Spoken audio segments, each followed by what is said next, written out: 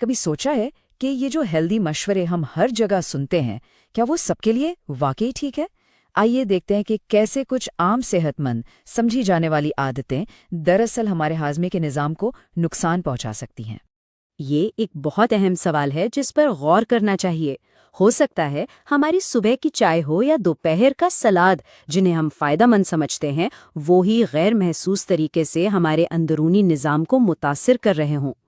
ان میں سے کچھ چیزیں تو واقعی حیران کر دیں گی، جیسے صبح خالی پیٹ چائے، کھانے کے ساتھ سلاد، یہاں تک کہ ہمارے بیٹھنے کا طریقہ بھی۔ بظاہر تو یہ سب بے ضرر عادتیں ہیں، لیکن قدیم طبی حکمت کے مطابق یہ ہمارے ہاضمے کے لیے مسائل پیدا کر سکتی ہیں۔ تو پھر اس مسئلے کا حل کیا ہے؟ جواب نئے ٹرینڈز میں نہیں، بلکہ آیوروید کے ایک بنیادی تصور میں چھپا ہے۔ یہ تصور ہر انسان کو اس کے جسم کی ایک منفرد قسم، جسے دوشا کہتے ہیں، کے مطابق سمجھتا ہے۔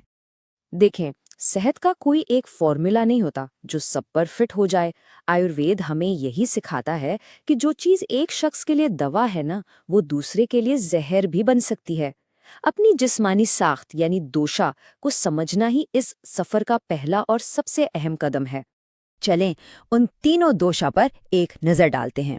واتا کی پہچان ہے خشکی اور ذہنی بے چینی۔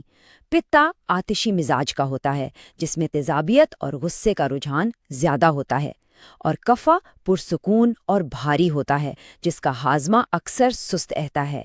ان میں سے کوئی آپ کو اپنی طرح لگا؟ اچھا، جب ایک بار اپنی جسمانی قسم سمجھ آ جائے تو پھر اگلا قدم ہے اس کے مطابق کھانا۔ آیوروید کا اصول بہت سادہ ہے۔ کوئی بھی غذا خود میں اچھی یا بری نہیں ہوتی، اہم یہ ہے کہ اسے کھا کون رہا ہے۔ باجرے کو تو آج کل ہر کوئی سپر فوڈ کہتا ہے نا، لیکن کیا یہ واقعی سب کے لیے سپر ہے؟ آئیے دیکھتے ہیں۔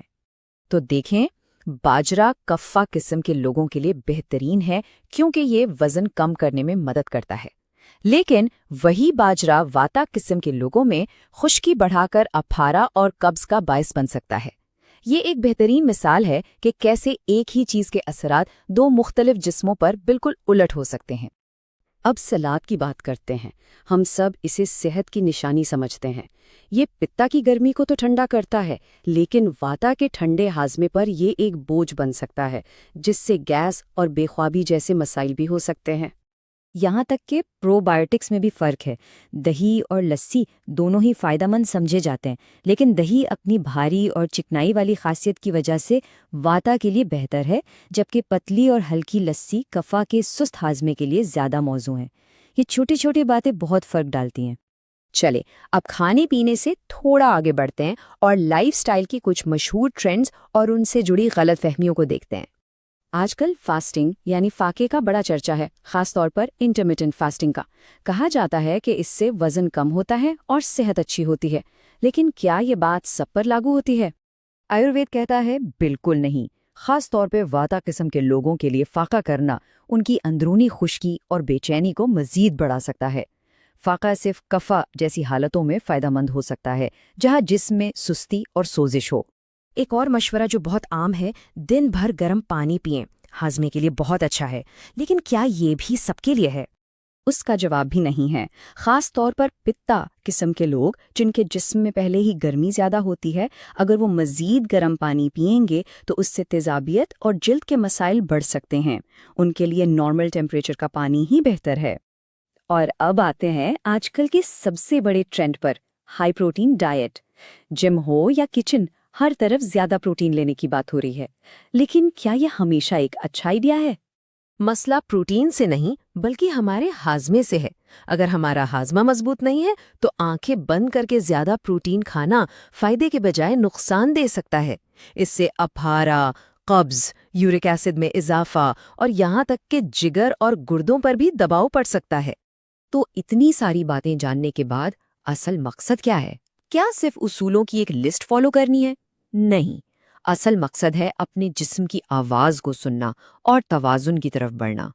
آیوروید میں صحت کی منزل کو سما کہتے ہیں، یعنی ایک مکمل توازن کی حالت۔ اس کا مطلب ہے کوئی بیماری نہ ہو، جسم متناسب ہو، بھوک ٹھیک لگے اور ذہن پرسکون اور خوش ہو۔